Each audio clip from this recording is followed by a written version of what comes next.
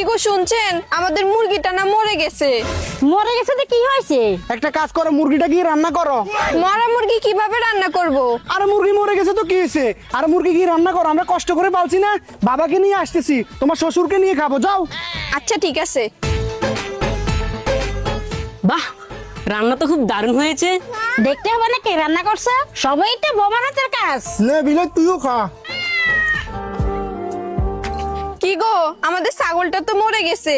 কি বলিস, ছাগলটা মারা গেছে?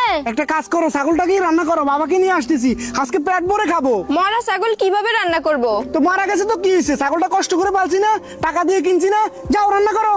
আচ্ছা ঠিক আছে। বাহ, হাসির রান্নাটা তো খুব দারুণ হয়েছে।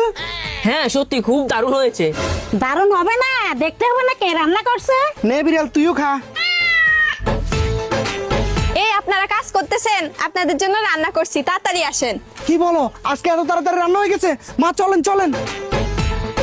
বাবা, আজকে রান্নাটা তো আরো দারুণ হয়েছে। হ্যাঁ দারুণ হয়েছে। ধর তুমি একটু খাও। না না, আমি খাবো না। ও, তুমি খাবা না? আচ্ছা বিড়ালটা কই, তাকে একটু দিতাম। আর বিড়ালটা কোথায় পাবা? বিড়ালটাই তো রান্না করছি। বিড়ালটা না হঠাৎ করে মরে গেছে, আর তোমরাই তো বলছো কোনো কিছু কষ্ট করে ফেললে সেটা যদি মরে যায় তাহলে না ফেলতে, তাই রান্না করে দিছি।